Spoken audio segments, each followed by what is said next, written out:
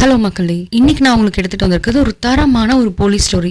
எத்தனையோ police story வந்திருந்தாலும் கூட இப்போ மலையாளத்துல ஆஃபீஸர் ஆன் டியூட்டி அப்படின்னு ஒரு சீட்டேஜ் த்ரில்லர் வந்திருக்கு. சாதாரணமா ஓவர் ஹைப் கொடுக்குறேன்னா நினைக்க வேண்டாம். கண்டிப்பாவே தீரன் மாதிரி, தீரன்ல எப்படி ஒரு திருட்டு கும்பல் உள்ள வரும்போது என்னென்னலாம் பண்ண போறாங்களோன்னு நம்மளுக்கு தோணுமோ அதே மாதிரியான ஒரு ஃபீல் கொடுக்குற ஒரு பயங்கரமான ஒரு ட்ரக் அடிக்ஷன் கும்பல் வந்து இதுலயும் இருக்காங்க. படத்தோட ஸ்டார்டிங்லயே ஒரு போலீஸ் இன்ஸ்பெக்டர் சூசைட் பண்ணி செத்துக்கிறாரு. அது சூசைட் தானே நம்ம நினைக்கும் போது பார்த்தா அந்த வீட்டுக்குள்ள ஒரு 4-5 பசங்க பொண்ணுங்க எல்லாம் சேர்ந்து உட்காந்துருக்காங்க.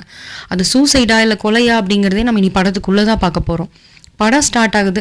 சாதாரணமாக ஒரு பஸ்ஸில் வந்து ஒரு செயின் திருட்டு நடந்து அந்த பஸ்ஸையவே கொண்டு வந்து போலீஸ் ஸ்டேஷனில் கொண்டாந்து விசாரிச்சுட்டு இருக்காங்க. டிஎஸ்பியிலிருந்து சர்க்கிள் இன்ஸ்பெக்டராக வந்து ப்ரமோட் ஆகி அவரோட கோபத்தினால மறுபடியும் ரீஜாயின் ஆகி ஒரு போலீஸ் உள்ள வராரு. அவர் தான் நம்ம படத்தோட ஹீரோ ஹரி.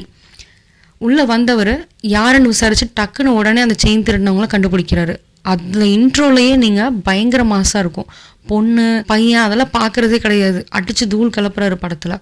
அதுக்கு அடுத்த சீனே ஒரு பஸ் கண்டக்டர் உள்ள வந்து அவரோட செயினை வந்து அடமானம் வைக்க போயிருக்காரு. அந்த செயின் வந்து டூப்ளிகேட்னு சொல்றாங்க அந்த கடையில.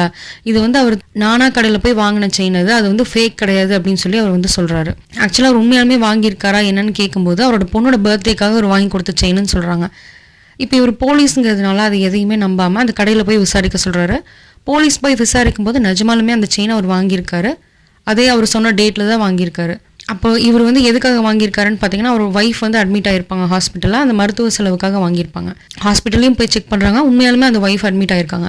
அப்போ அவரோட பொண்ணுக்கிட்ட கேட்கும்போது அந்த பொண்ணு வந்து சொல்கிறா அவள் ஏற்கனவே ஒரு ரிலேஷன்ஷிப்பில் இருந்ததாகவும் அவரோட பாய் ஃப்ரெண்ட் வந்து ஏமாற்றி அந்த நகையை வாங்கிட்டு போயிட்டா. அது அவங்க அப்பாவுக்கு தெரியக்கூடாதுங்கிறதுக்காக ஒரு டூப்ளிகேட் வாங்கி வச்சுட்டேன் நான் தான், இது எங்கள் அப்பாவுக்கு தெரியாது அப்படின்னு அந்த போலீஸ்கிட்ட உண்மையை ஒத்துக்கிறான். ஆக்சுவலாக அந்த பாய் ஃப்ரெண்ட் பேர் கேட்கும்போது அவன் சொன்னது எல்லாமே போய் அவன் யார் என்னன்னு கூட எனக்கு தெரியல அப்படின்ட்டான். ஓகே, இப்போ அந்த பொண்ணு சொன்னது எல்லாம் வச்சு கண்டிப்பாக ஒரு செயினை ஒருத்தன் வாங்கிட்டு போயிருக்கானா எங்கேயாவது அடமானம் வச்சிருப்பான்னு அங்கே இருக்கிற எல்லா அடமான கடையிலையும் தேடும்போது ஒரு செயின் வந்து அதே மாதிரியான செயின் வந்து ஒரு கடையில் இருக்குது.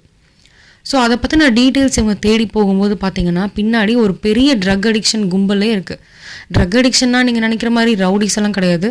காலேஜ் பசங்க பொண்ணுங்க மாதிரி இருக்கிற பொண்ணுங்களும் சேர்ந்து பயங்கரமான ஒரு கொலகார கும்பலாக இருக்காங்க அவங்க. ஸோ அவங்க இந்த பஸ் கண்டக்டர், இந்த போலீஸ், அது போக முதல்ல நடந்த ஒரு சூசைட், இந்த 3 பேரும் எப்படி அந்த ட்ரக் அடிக்ஷன் கும்பலோட ரிலேட் ஆகிருக்காங்க, எதுக்காக இந்த கொலையெல்லாம் நடக்குது அப்படிங்கிறது ஒரு சீட்டேஜ் த்ரில்லர். நிஜமாக சொல்கிறேன், மலையாள படங்கள் வந்து நிறைய ஸ்லோவாக இருக்கும்.